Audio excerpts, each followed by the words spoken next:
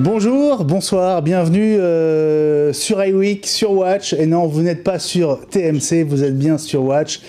TMC, il faudra y être dans un peu plus d'une heure pour une grande première dont on reparlera tout à l'heure pendant l'émission. Je voudrais saluer mes copains, vous qui êtes au rendez-vous. Alors vous êtes peu nombreux ce soir, mais vous êtes là, en tout cas autour de moi, ici. Je vais commencer par saluer Guillaume. Salut Guillaume, comment vas-tu ? Salut les gens, bah, ça va pas mal. Et c'est cool d'être là. Mais ouais, effectivement, c'est cool d'être là. Alors que j'ai pas beaucoup de temps, hein. Franchement, considérez-vous vraiment comme chanceux. Hein, oh, vraiment, c'est du caviar. On profite de ta présence et on est super heureux que tu sois là. Et puis, finalement, tu es un des plus réguliers maintenant, François. Tu as bloqué tous tes mercredis soirs pour iWeek. Et ouais, j'ai une compagne très conciliante qui me laisse la possibilité de vous retrouver avec grand plaisir tous les mercredis soirs. Bon, bah écoute, tu vas lui faire un gros bisou pour nous et la remercier parce que on est très heureux de t'avoir avec nous. Vous êtes aussi, vous, avec nous en direct en ce mercredi soir ou en replay avec tous les moyens que vous connaissez pour nous suivre, hein. Évidemment, les podcasts, je vous conseille de vous abonner. Alors, abonnez-vous. Vous avez 5 podcasts différents pour iWeek. Vous avez 4 podcasts vidéo, dont un podcast HD, et puis vous avez le podcast audio. Et puis laissez un petit avis, mettez la note maximum, aidez-nous à monter dans les classements, ça peut pas nous faire de mal. Et puis vous avez évidemment toute la VOD sur watch.tv, sur les applis, notamment sur l'appli Apple TV. Je voulais dire un mot des absents. Alors on pense à ceux qui ne sont pas là, et je voudrais qu'on fasse une bise toute particulière à Gilles Dounès, notre copain, qui pouvait vraiment pas être là ce soir avec nous, et on est tous avec lui et on espère le retrouver très très très vite dans iWeek. Et puis je voudrais vous saluer, vous aussi qui êtes avec nous, qui nous rejoignez sur les réseaux. Alors vous connaissez le hashtag, hein, c'est iWeek TV. Vous pouvez aussi suivre le compte de l'émission. C'est facile, profitez-en, c'est gratuit, rejoignez la communauté iWeek. Elle se fait entendre pendant l'émission, évidemment, mais aussi tout au long de la semaine. On est à votre écoute et on adore échanger avec vous, profitez-en. Alors, je peux rebondir juste sur un truc. Ouais, bien sûr. Il y a Walter, The Dude Bowling, donc, qui poste un petit truc en disant « Salut la bande iWeek, pensez pour Tim Cook qui rencontre aujourd'hui Trump, CEO d'Apple, ça a ses avantages et ses inconvénients. » Alors juste quand même, faut pas oublier que le fait d'avoir Trump comme président, ça a quand même permis à Apple d'avoir gain de cause sur l'histoire de la taxation de ses revenus un peu répartis un peu partout dans le monde, ce qui permet à Apple de rapatrier les revenus, tout ce qui n'était pas taxé justement, d'être beaucoup moins taxé en faisant revenir une grosse partie de ses revenus aux États-Unis. Donc je dirais que Trump n'a pas eu que des inconvénients non plus pour Apple en tout cas. Donc tu veux dire que le président Trump, après avoir dit au revoir à Emmanuel Macron, a rendez-vous avec Tim Cook? Je savais pas que aujourd'hui. A priori, ouais. A priori, je sais pas, ce serait aujourd'hui. Donc The Dude, si tu dis pas de conneries, on vérifiera en tout cas. Ouais, ça se vérifie, hein. Parce que je ne vois pas tout, mais je ne l'ai absolument pas vu. Est-ce que François, ça t'a traversé l'iPad ou l'iPhone, cette pas du tout, justement. rencontre? Bon, écoutez, vous avez le temps là enfin vous avez le temps. Non, ne tardez pas. Justement, on voudrait pas propager de fake news.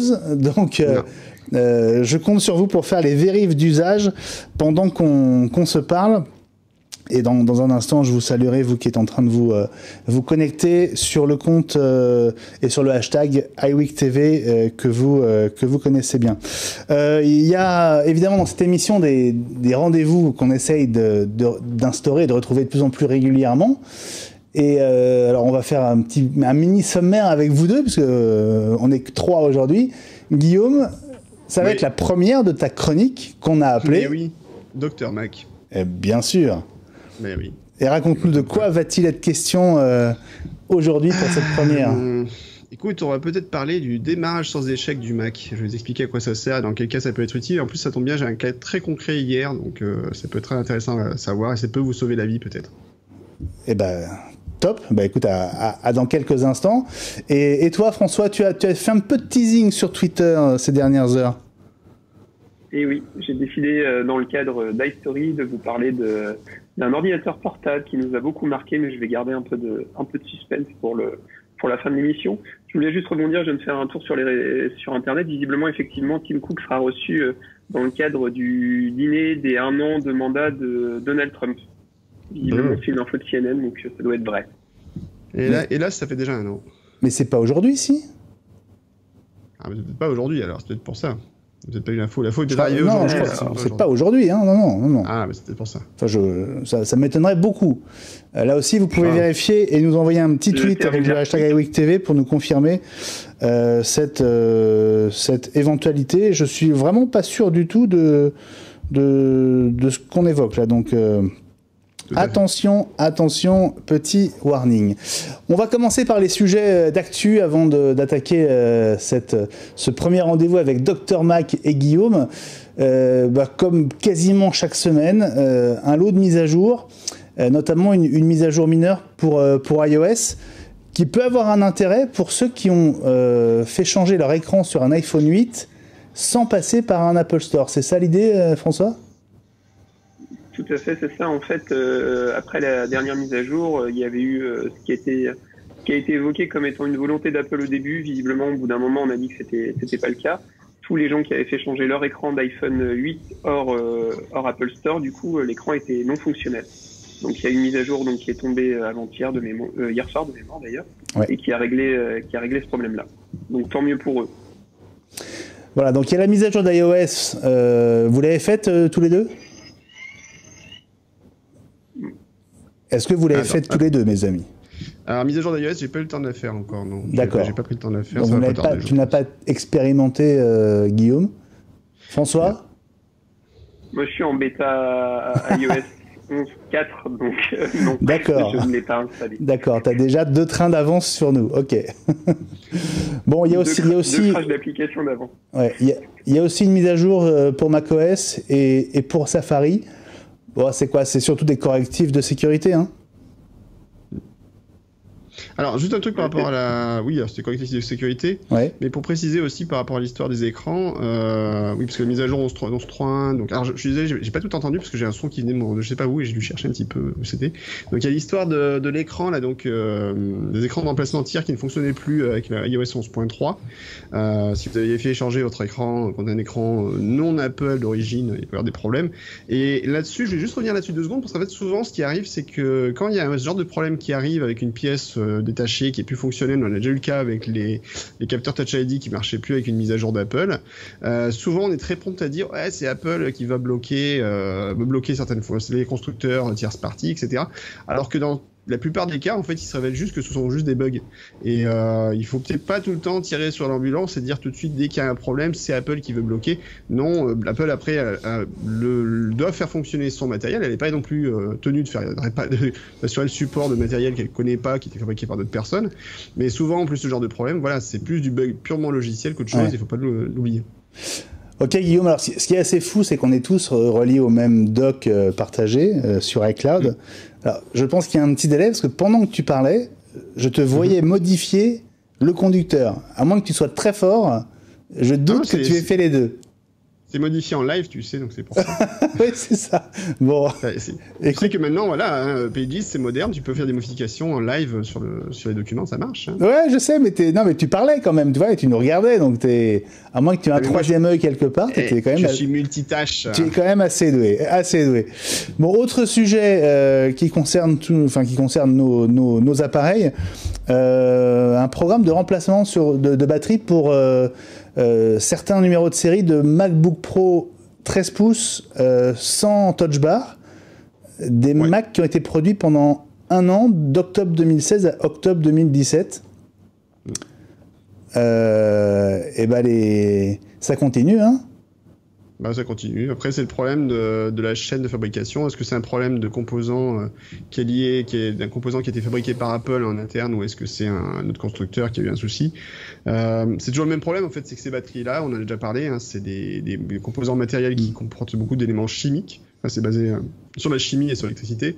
Et ce sont des composants assez instables et qui peuvent être parfois dangereux. Donc Apple a décidé de faire une récupération de ce matériel. Et si vous avez eu un échange de batterie qui a déjà été fait et que vous a facturé, qu'Apple vous a facturé ou qu'un réparateur vous a facturé, n'hésitez pas à Apple, vous pouvez demander le remboursement en fait, de l'opération de réparation de la batterie. Ok, voilà. En revanche, ce qu'il faut faire, hein, c'est qu'il y a toujours une procédure qui consiste à vérifier que son Mac est bien concerné. Donc, il y a une page dont vous trouverez l'adresse assez facilement, qui vous permet, en entrant votre numéro de série, de vérifier que vous faites partie de ces MacBook Pro dont la batterie sera remplacée. Bon, l'avantage, alors, ça va vous obliger à aller en Apple Store, etc. C'est quand même du temps, ça prend du temps, mais vous aurez une batterie neuve. Voilà. Alors, le truc qu'il faut... Alors surtout, moi, ce qui m'a surpris, c'est que ça ne touche que les Mac Touch Bar, sans Touch Bar. Sans Touch Bar, ouais. Donc ça veut vraiment dire que c'est un problème sur les chaînes de production où une partie a dû effectivement être touchée, et sur la production, je sais pas comment ça se passe chez Apple, mais vraiment, il y a une partie des Macs seulement qui sont touchés. Je trouve ça assez étonnant. Ouais. Ah tiens, à propos de petites galères, l'écran de mon iPhone 10, pour la deuxième fois en 6 mois, j'ai perdu complètement le tactile, j'ai dû le faire remplacer pour la deuxième fois en 6 mois. Voilà. C'est peut-être un coup de pas de bol, mais quand même... Alors je sais pas si c'est un problème courant ou pas. Il n'est pas tombé, il s'est rien passé. Hein. D'un instant à l'autre, le tactile était complètement... inopérant, donc il était inutilisable. Donc j'avais pas d'autre choix que d'aller à l'Apple Store et de le faire changer. Ça m'a quand même pris 2 heures, plus l'attente, revenir, etc. Enfin voilà, bon. Voilà, et si on fait changer l'écran, ça coûte 270 € si on est hors garantie. Donc, le problème, c'est qu'il est très cher, en fait. Voilà. C'est un peu le problème. Absolument. La suite des sujets, on va plus tomber dans la rumeur. Je sais que tu adores ça, Guillaume. Ah, j'adore ça. Hein, tu es tellement fou de la rumeur. Pour ça, je vais plutôt me tourner vers François. On va dire que ça sent de plus en plus bon en ce qui concerne le successeur de l'iPhone SE, n'est-ce pas, François? Ah, je sais pas. Moi, je commence à me poser des questions quand même, parce que ça devient un peu le serpent de mer. J'ai l'impression qu'on en parle quasiment à toutes les émissions depuis le mois de janvier. À un moment, on va avoir raison, il va arriver, mais quand, je sais pas. Visiblement, il y a pas mal de rumeurs qui le donnent pour le mois qui vient avant la WWDC. Maintenant, il y a eu d'autres rumeurs qui disaient que c'était pas le cas. Donc, à un moment ou à un autre, de toute façon, il va falloir le mettre à jour, parce que les composants de l'iPhone SE ont quand même 2 ans. C'est des composants d'iPhone 6S. Voilà, avec la mise à jour de l'iPad 6, pourquoi pas dans la foulée une annonce, mais je pense qu'il y aura même pas d'annonce en fait. On aura peut-être une fermeture de l'Apple Store et puis une mise à jour de l'iPhone SE. On parle de la suppression de la prise jack et de la recharge par induction aussi. Voilà. Ouais. Avec un changement de processeur quand même. Ouais, processeur d'iPhone 7, je crois, si je dis pas de bêtises. On passerait au A10, hein, c'est ça.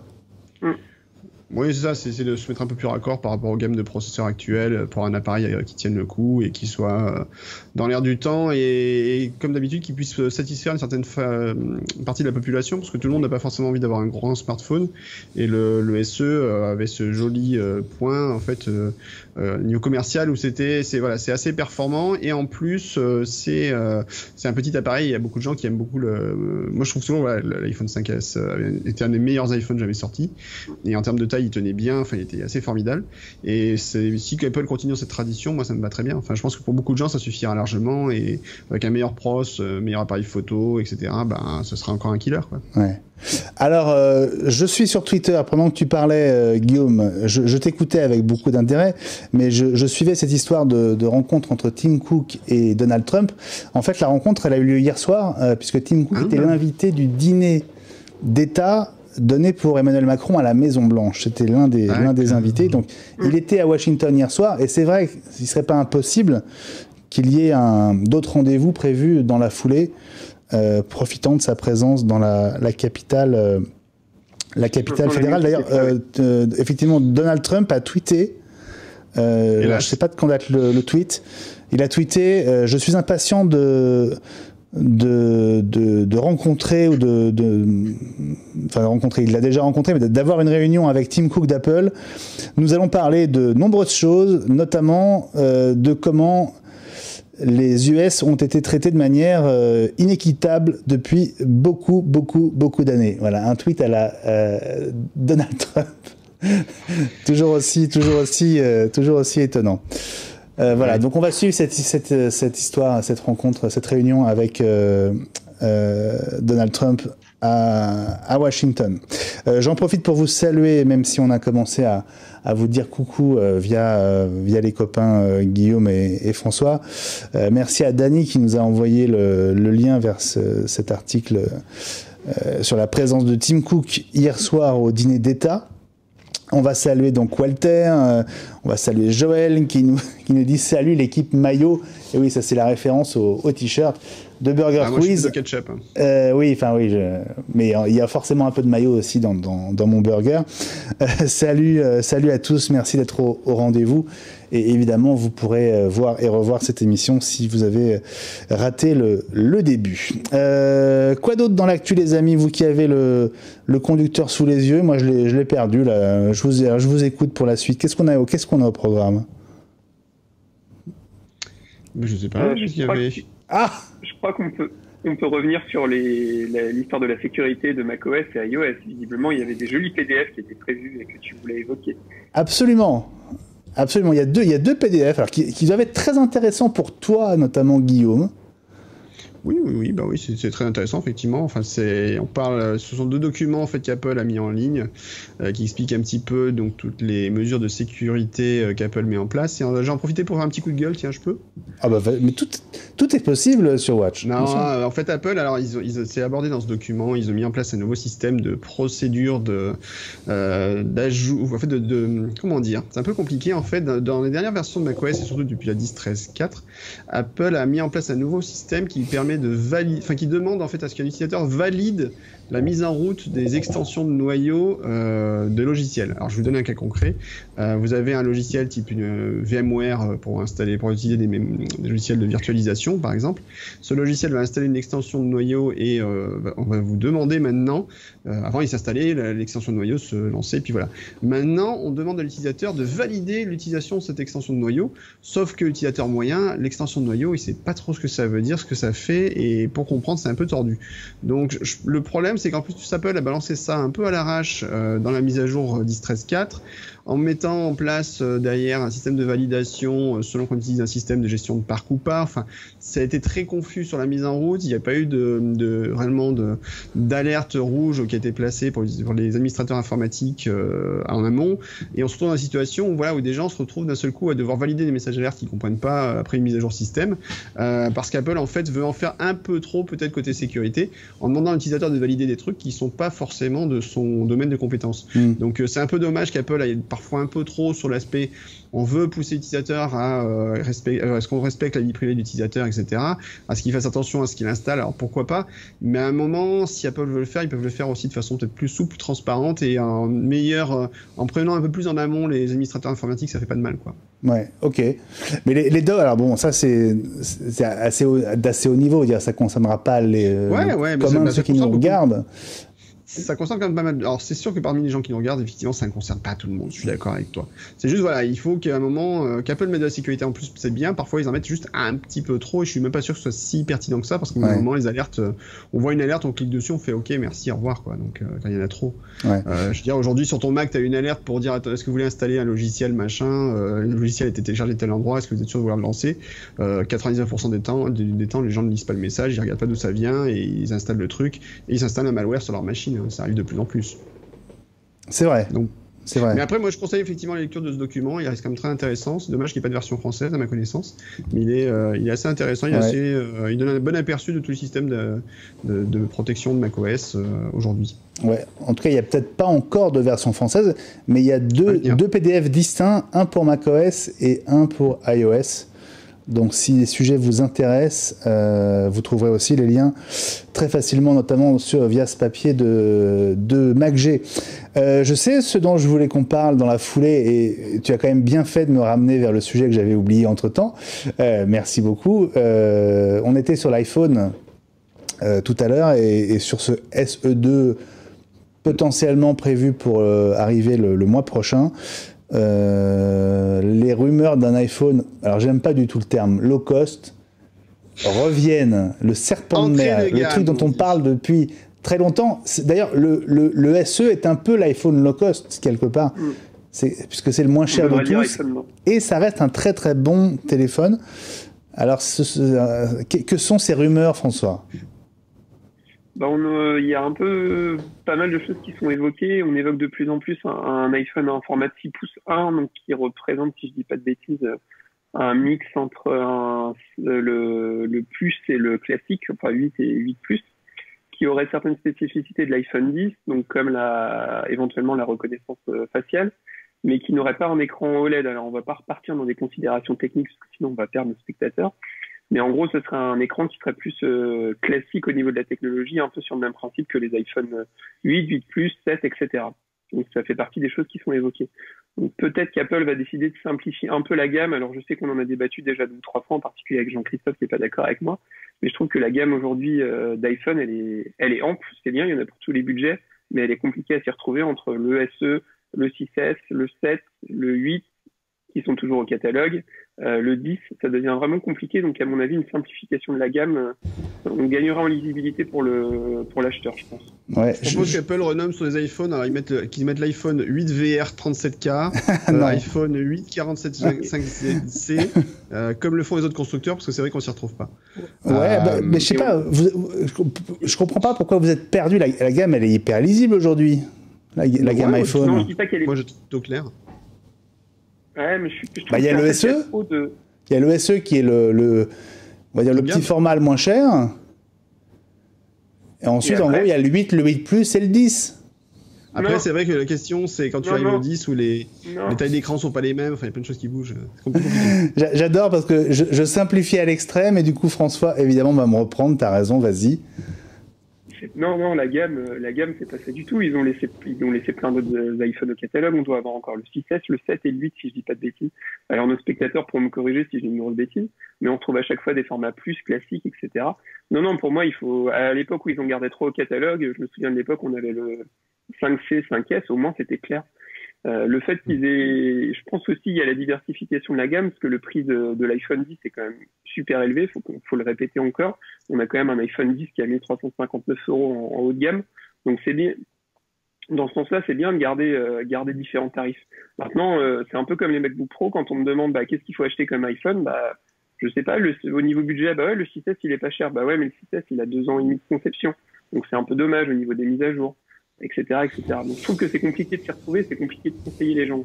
Ouais, puis bon, ça s'est pas arrangé il y a quelques jours non plus avec cet iPhone Red en plus, hein. C'est déjà pas assez compliqué comme ça. Ouais, mais Red is dead, tu le sais bien. Oui. Petit hommage à l'émission qui passe après.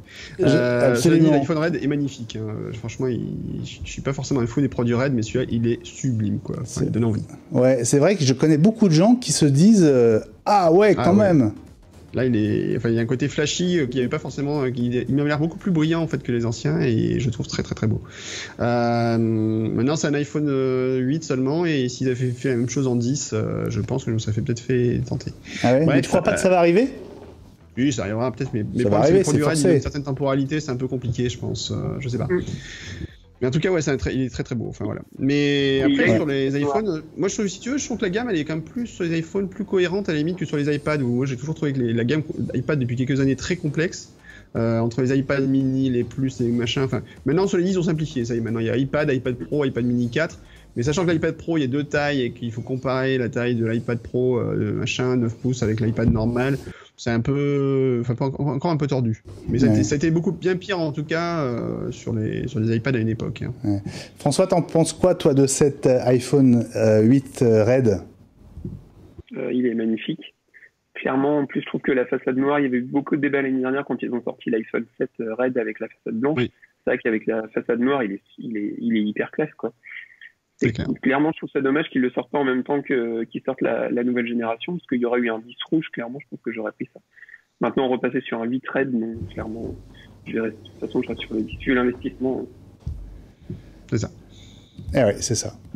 Bon, les gars, on est arrivé au premier tiers de l'émission. Ça tombe bien parce qu'il est 20h20 et des poussières, donc on est bien. Je vous propose qu'on sorte le champagne, avec modération évidemment, et qu'on lance le premier jingle. de Dr Mac. À tout de suite. Wouhou.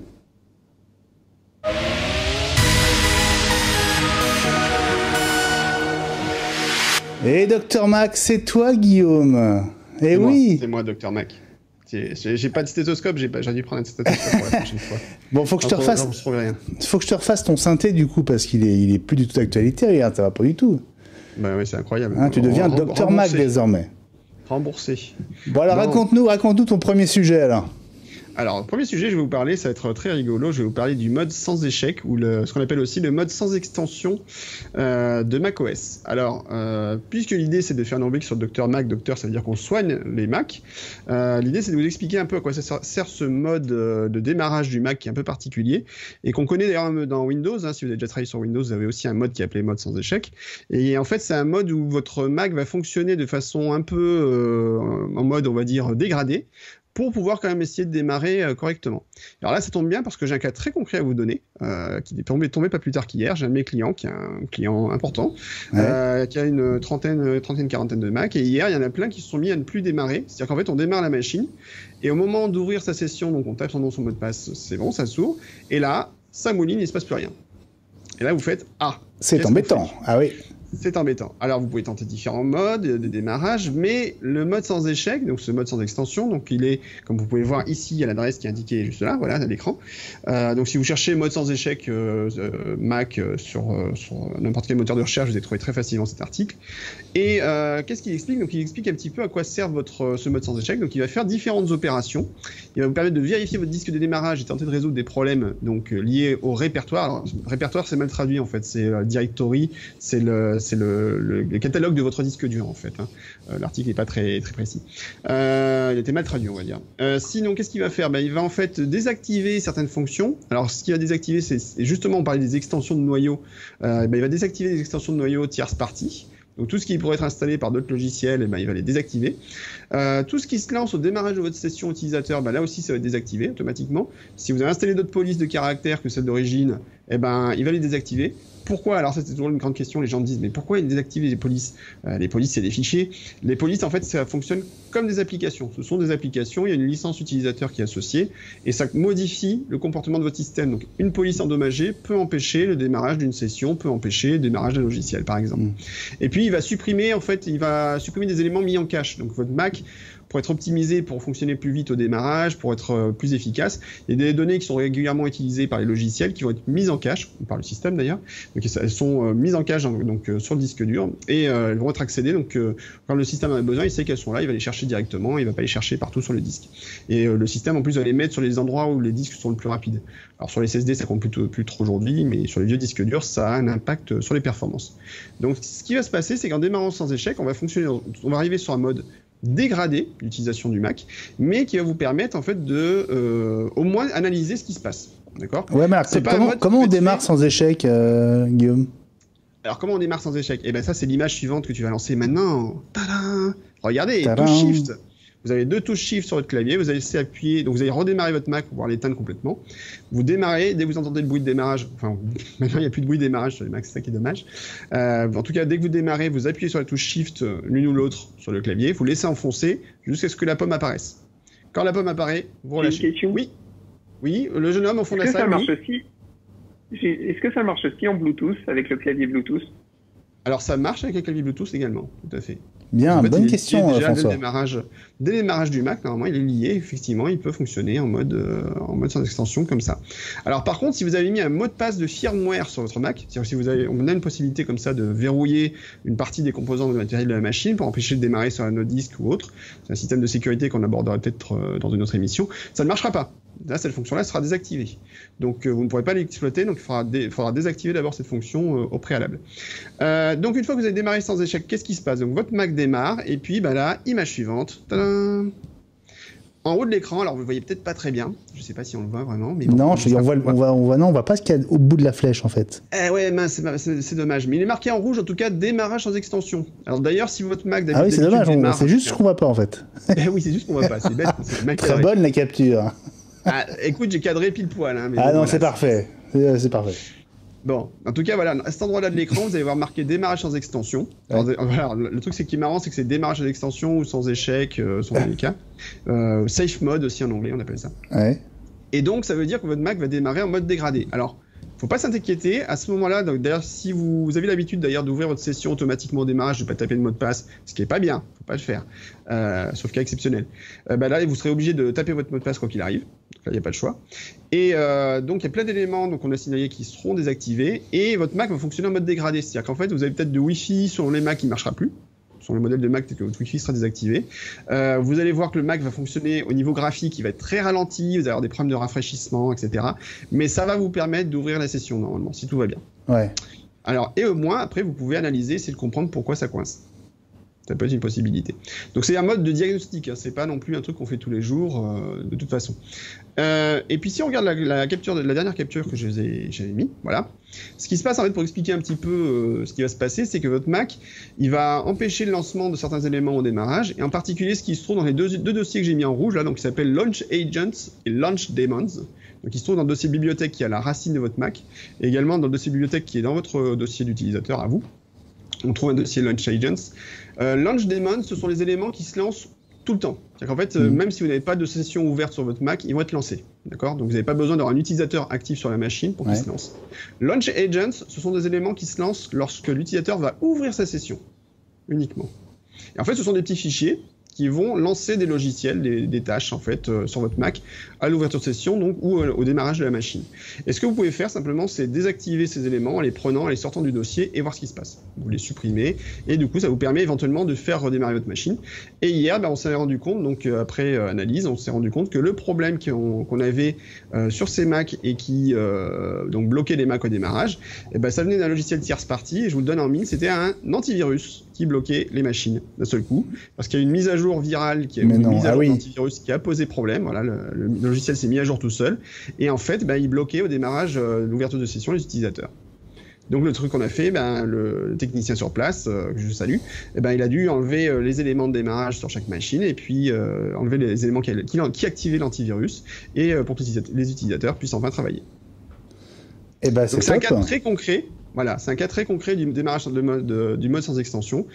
Si vous avez un jour un problème sur votre Mac qui ne veut pas fonctionner, qui a un logiciel qui plante sans raison, etc., pensez donc à utiliser ce mode sans échec. Ça vous permet d'analyser un petit peu plus le comportement de votre Mac en profondeur. Génial, Guillaume. Merci. Clair. Merci pour ce premier Dr Mac. Je trouvais ça génial. Ben ouais, t'as vu. Allez, à chaque passage dans la week, on va essayer. Une petite séquence de conseils techniques comme ça, c'est génial. On va essayer. Bon, c'est top. Allez, on se retrouve dans 2 secondes pour parler de Wonder Woman qui a fait une petite bêtise avec son téléphone. Allez, à tout de suite.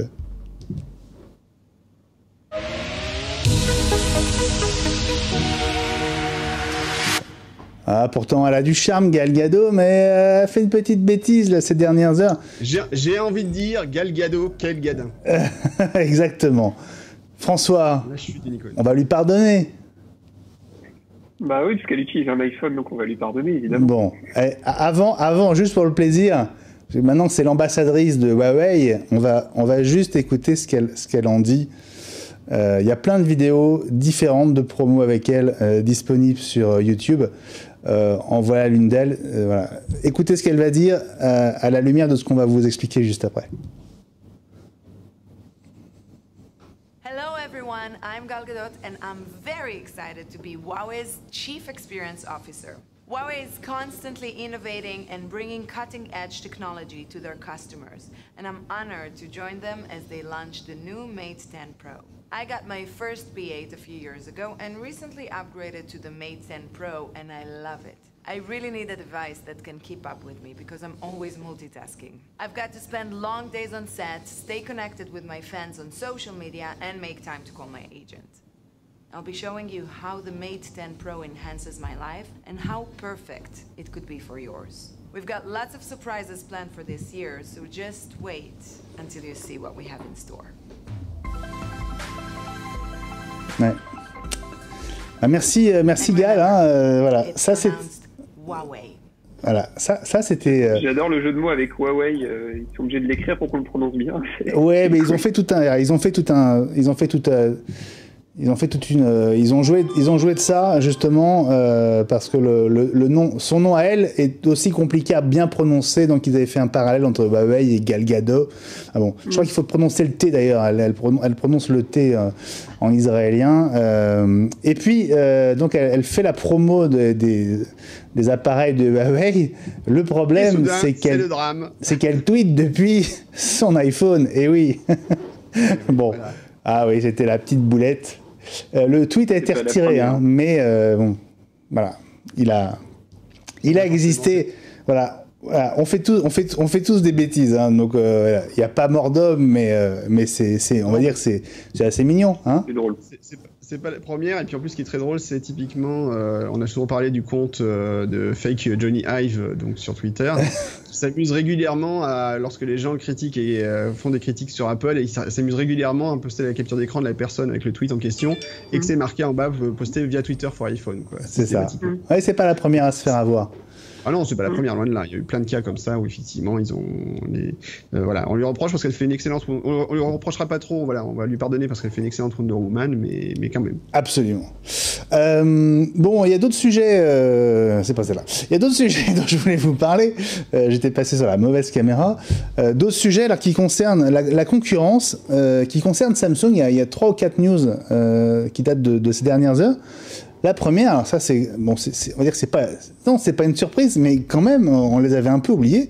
Les procès entre Apple et Samsung sont pas finis et même ils reprennent le mois prochain. On avait un peu l'impression qu'ils étaient passés à autre chose, mais non. C'est comment dire, je sais même plus à ce point-là. Enfin oui.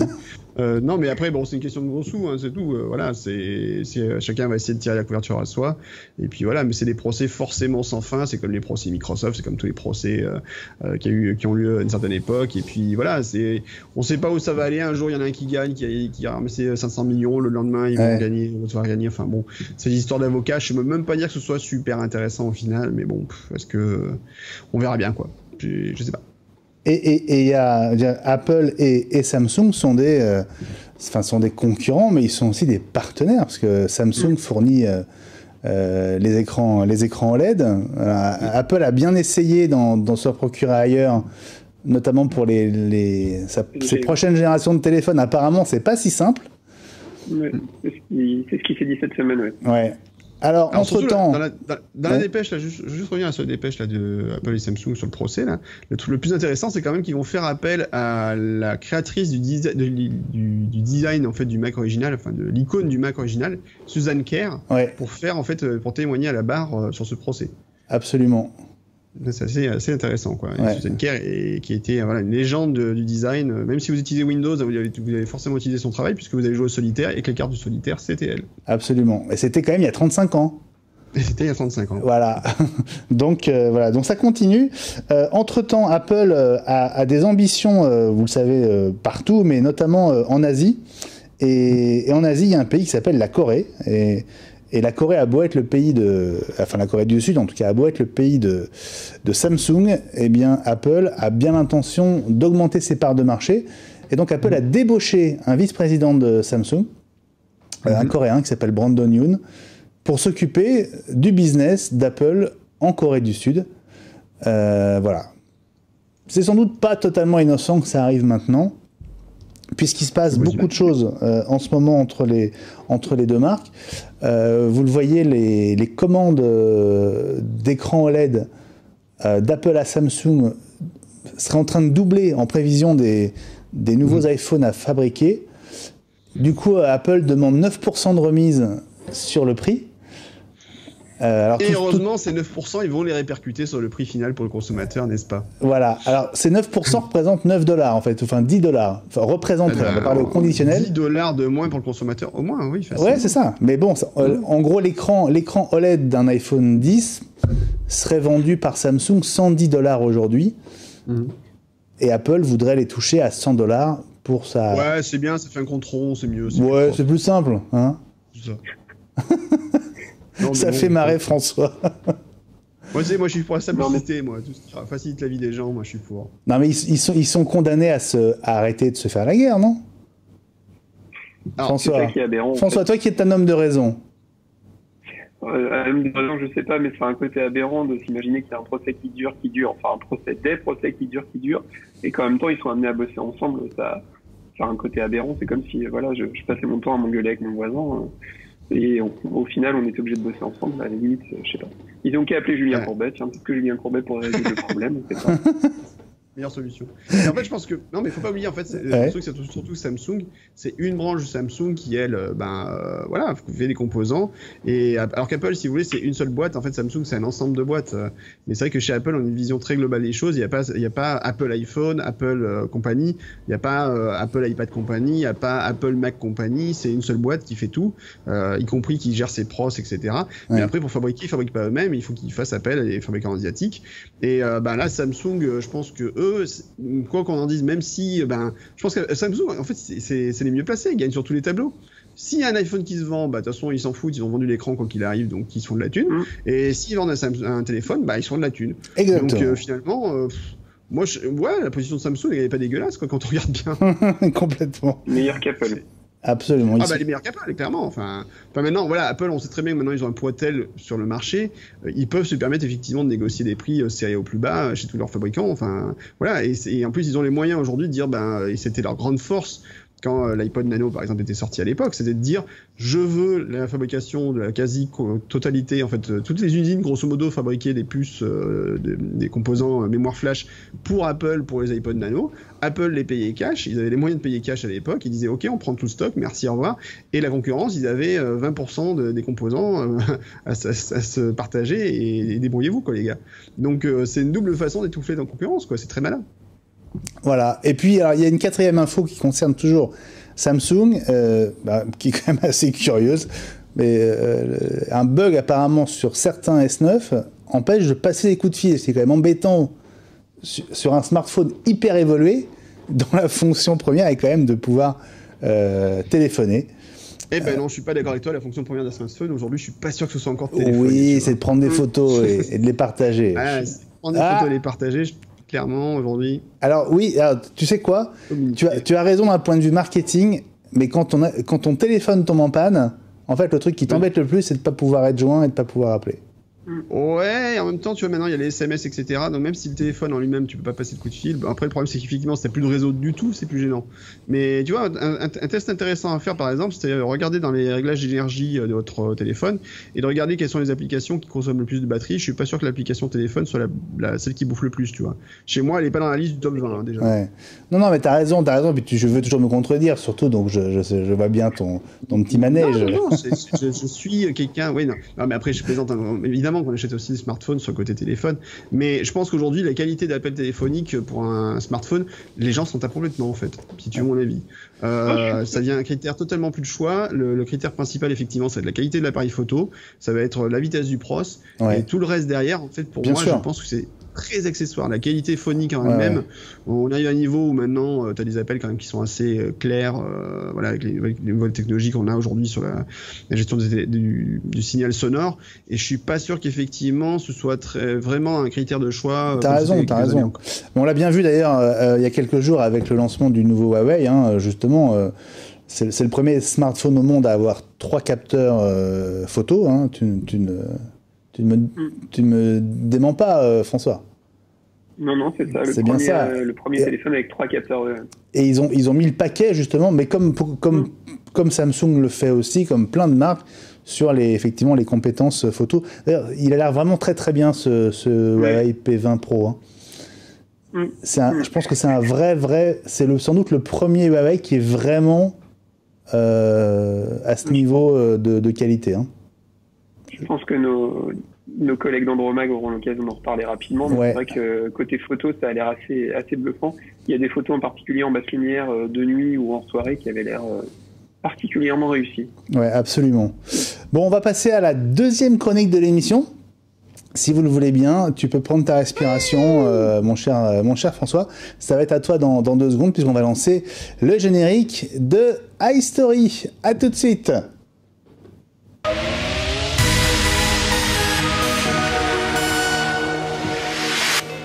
iStory, c'est l'histoire des produits Apple qui ont marqué l'histoire, justement. Et aujourd'hui, mon cher François, on va revenir sur les portables. Raconte-nous. Alors en fait, l'idée de la rubrique, je vais rendre à César ce qui est à César. L'idée de la rubrique m'est venue par un tweet de Guillaume. Je sais pas si Guillaume a vu dans le fil conducteur de quel tweet je parlais. Je viens de le voir. Oui. Ah, c'est bien. Donc en fait, il y a un acteur qui s'appelle Van Troyer. Je suis sûr que si je vous dis le nom, pour pas mal de gens, personne ne saura qui c'est, mais je vous propose de regarder une publicité à laquelle il a participé et après on parlera du matériel qui est présenté dans cette publicité. Allez, on y va. Ladies and gentlemen, and welcome aboard flight 1673 with service to New York City. You want to make sure all your carry-on items are placed all the way to the seat in front of you or in one of the overhead bins. Please let us know. Captain has turned off the fasten seatbelt sign and ready to get us about the cabin. Presenting the new 12-inch PowerBook, the world's most compact, full-featured notebook computer.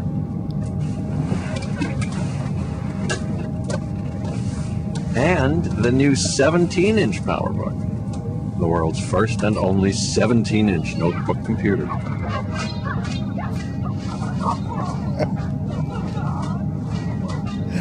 The new 12 and 17-inch PowerBooks. The next big and small things from Apple. Ah, j'adore. Puis j'avais un 17 pouces, alors je suis super nostalgique, forcément. C'est une des meilleures pubs d'Apple. Ah ouais. On l'avait découverte en live en 2003 pour la keynote de début janvier d'Apple, et elle a pris tout le monde par surprise, elle était extraordinaire. Absolument. Je vais laisser François en parler. Allez, François. Voilà, donc Guillaume vient de spoiler la chronique, mais c'est pas grave, c'était le début, donc ça va. Donc on est effectivement en 2003 pendant la Macworld, donc à San Francisco, et ce jour-là, donc Steve Jobs lors d'une keynote va présenter donc le premier PowerBook G4 à 17 pouces. Donc il faut savoir que c'est quand même le premier ordinateur 17 pouces portable au monde, donc qui est sorti peu de temps après l'iMac tournesol qu'on a eu l'occasion de présenter il y a quelques semaines déjà, voire quelques mois. Donc c'est quand même une grosse révolution majeure pour plusieurs choses. Déjà la première, c'est le châssis. Donc le châssis il est en aluminium. Jusqu'à maintenant, Apple utilisait soit du plastique, donc sur la gamme iBook, ou alors aussi du titanium, donc le fameux portable 15 pouces. Alors moi, ça a été le premier ordinateur portable Apple que j'ai eu. Ça a été un titanium 15 pouces, mais c'est vrai que le titanium avait un gros défaut, c'est que ça vieillissait mal. Il avait tendance à frayer, etc. C'est un des pires. Hein. C'est juste pour dire, pour trouver aujourd'hui un titanium en bon état de marche, c'est très compliqué. Ouais. Très fragile. J'en ai un à la salle, il faudra que je le ramène à l'occasion pour le montrer en live.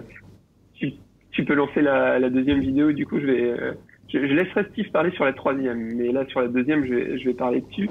Donc l'autre grosse nouveauté du PowerBook 17 pouces, c'est aussi le rétroéclairage du clavier. Donc ça c'est une petite chose qui est quand même super pratique aujourd'hui, on a pris l'habitude de l'utiliser sur nos MacBook Pro, c'est le rétroéclairage, c'est-à-dire que la nuit ou quand on est dans des conditions de faible lumière, on peut éclairer notre clavier. C'est super pratique, même en cours de temps en temps, moi quand je suis en diffusion de films ou ce genre de choses, c'est super pratique de pouvoir s'y retrouver. Alors j'ai ressorti les articles de l'époque, alors c'est toujours marrant de voir aussi une rubrique, la vidéo est super floue, hein, je suis désolé, c'est la seule que j'ai trouvée sur YouTube. On a donc le Bluetooth. Et à l'époque, le Bluetooth, on explique ce que c'est. Alors aujourd'hui, le Bluetooth, tout le monde sait ce que c'est, mais à l'époque, on ne savait pas. Alors il y a une autre spécificité sur les applaudissements un peu courts, comme d'habitude. Il y a une autre petite chose pratique sur le PowerBook, c'est que c'était par USB à gauche et à droite. Et à l'époque, c'était vendu pour utiliser pour les gauchers, pour les droits. Ça, c'est quelque chose qu'on a perdu. Même si aujourd'hui, Je t'entends difficile. Tu l'entends bien, toi, Guillaume? Ça coupe François? pas mal, ouais, ça coupe pas mal. Ah, ça coupe, hein. Désolé. C'est dommage. Je pense que c'est quand Steve parle. Non, on t'entend. Vas-y, on y croit. Voilà. On y croit. Et donc, du coup, on avait aussi sur ce PowerBook G4 un port FireWire. C'est le premier portable à avoir un port FireWire 800. 800, oui. 800. Et donc, c'était quand même une belle machine qui faisait quand même un poids de 3 kg.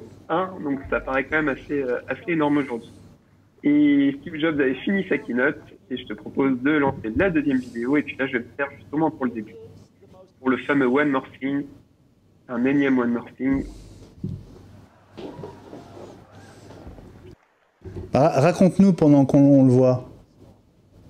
Alors, donc, il nous présente le One More Small Thing. Donc, en fait, c'était la présentation donc, du PowerBook G4 en 12 pouces. Donc, il y avait déjà un ordinateur portable 12 pouces au catalogue chez Apple, donc c'était l'iBook. Mais là, du coup, Steve Jobs nous présente le PowerBook 12 pouces, donc avec un châssis en aluminium, qui est quand même une super machine qui avait la plupart des ports du G4 17 pouces. Et c'est vrai que c'était une machine qui était quand même assez impressionnante, assez solide. Je sais qu'à l'époque, moi, j'étais étudiant et je me souviens qu'il y avait une famille qui avait acheté celui-là. Et ça restait quand même une super machine, très puissante. Ils avaient réussi à mettre ça dans un format 12 pouces qui est assez étonnant. Alors, il y avait quelques petites compromis, comme par exemple le rétroéclairage du clavier n'était pas présent sur le PowerBook G4 12 pouces. Mais par contre, voilà, on retrouvait un lecteur, un SuperDrive, un lecteur de CD-DVD, etc., etc. Donc, ça reste une machine, voilà, pareil, qui est quand même esthétiquement super réussie. Moi, j'en garde toujours un bon souvenir, parce que voilà, c'était le côté fun d'avoir une gamme en 12, en 17. Et en repréparant la chronique, j'étais surpris de me rendre compte qu'en fait, le 15 pouces avait été présenté plus tard. Le 15 pouces a été présenté à l'Apple Expo et de Paris en septembre. Toute la gamme avait migré sur 12, 15, 17 en matière de PowerBook. Et ça me rappelle des souvenirs, tout ça, là. Ouais. Oh là. Je m'en souviens d'autant plus que le 15 pouces, c'est le premier portable que j'ai vraiment acheté, en fait, puisque je quittais mon employeur de l'époque, et que j'ai acheté donc mon premier portable, et que j'attendais le 15 pouces avec une impatience folle, et que quand il est sorti, en fait, j'ai acheté quasiment tout de suite. Cette gamme-là, c'était vraiment une gamme fantastique. Hein. Enfin, alors moi, j'étais pas fan du 12 pouces, parce que j'ai dû faire des formations pour le démonter, et c'était une horreur à démonter. Le 15 et 17, c'était beaucoup plus simple. Mais le 17 était impressionnant, parce qu'il avait un écran qui était hallucinant pour l'époque, et c'est qu'il était full featured, il avait vraiment toutes les fonctions dont on avait besoin sous la main, et c'était une machine vraiment remarquable pour l'époque. Et le 15 pouces, enfin moi c'est une machine que j'ai adorée, enfin j'en ai eu un très longtemps, et j'ai eu que des 15 pouces depuis, et je suis totalement fan du 15 pouces Titanium. Moi c'était vraiment une super bécane. Ouais, absolument. Merci beaucoup François pour cette super high story sur les... C'était quoi? C'était la gamme... On était en PowerBook à l'époque encore, hein? G4, PowerBook G4. Ah, c'est ça, hein, absolument. On est passé ensuite... Ouais, on est passé au MacBook Pro avec l'arrivée des Intel en 2006. Exact. Super, merci beaucoup. Allez, on tourne une dernière petite page et puis on se dirige vers les 7-8 dernières minutes de l'émission. À tout de suite.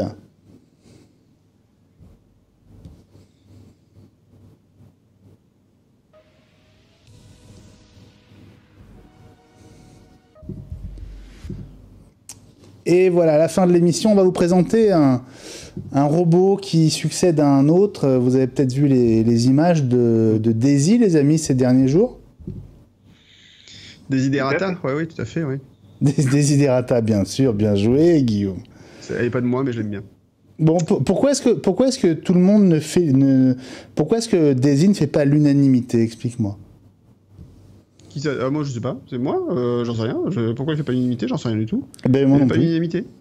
Ah non. Enfin, après, le problème, c'est surtout que il y a eu en même temps un petit truc de chez. Tu penses à nos amis de chez Greenpeace, c'est ça qui ont râlé encore? Ouais, c'est ça.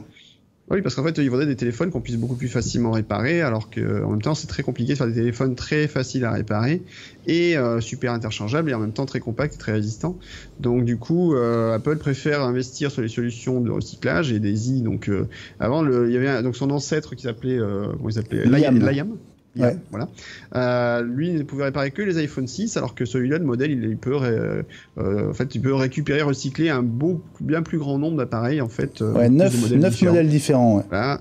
Et récupérer les matériaux précieux, etc., qui sont dedans pour ensuite les renvoyer, qui seront exploités dans d'autres appareils. Donc ça fait partie en fait de la chaîne entre guillemets vertueuse d'Apple, voilà, pour faire en sorte que notre planète se porte entre guillemets aussi mieux. Alors cela dit, il y a eu aussi un bel effort d'Apple qui a réussi maintenant à atteindre les 100% d'énergie recyclable sur l'ensemble de toute sa production d'énergie. Donc aujourd'hui, Apple est une entreprise qui n'utilise que l'énergie verte, on va dire. Ouais.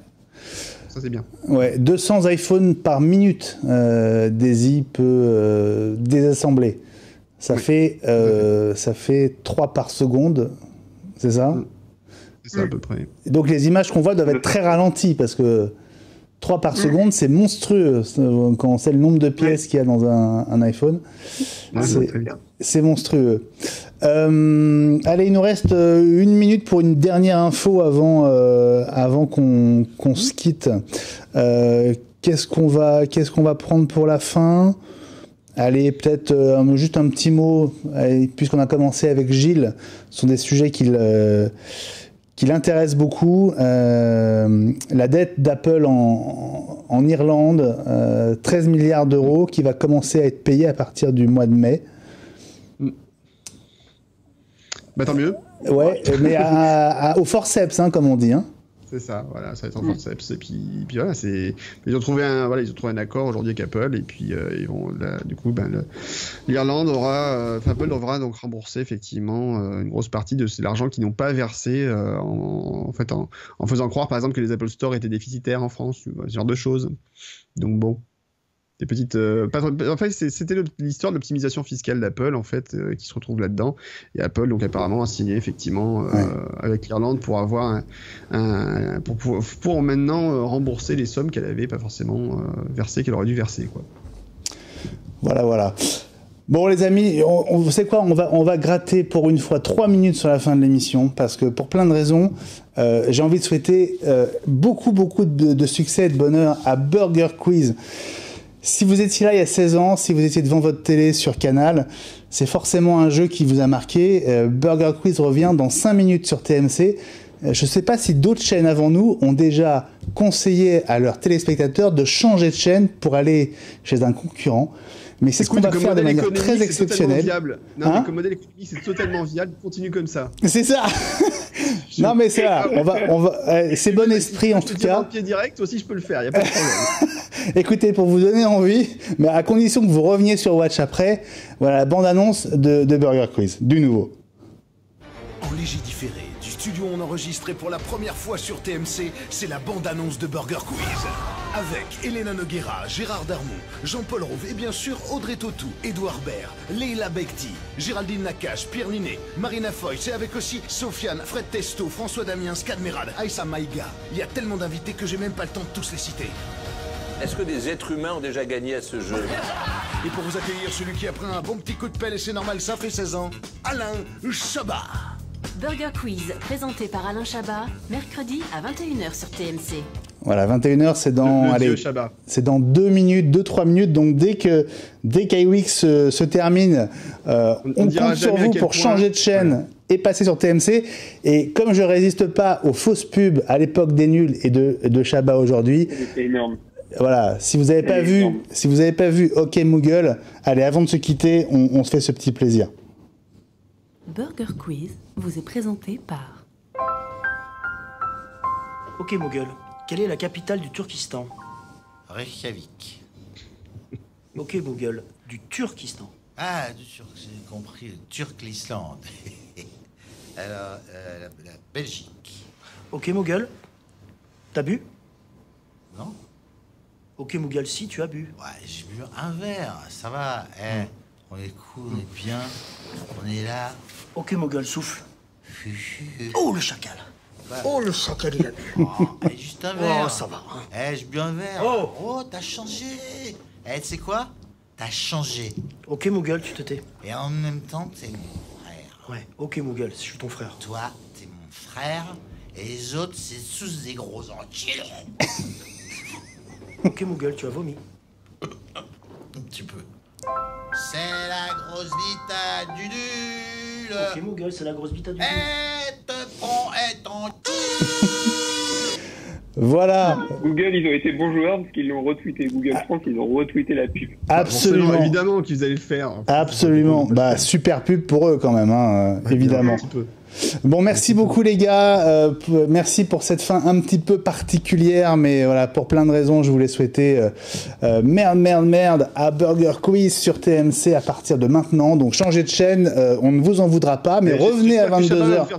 Revenez, hein, faire autant de pubs pour toi dans son émission. Hein. Et ce serait pas mal, exactement. Mais revenez sur Watch à 22h pour Ciné-Watch en direct, avec notamment le nouveau Avengers qui sort aujourd'hui et qui est vraiment extraordinaire. Nous, on se retrouve la semaine prochaine à 20h sur Watch en direct. Salut à tous et passez une très très bonne soirée. Salut les garçons, ciao ciao. Allez.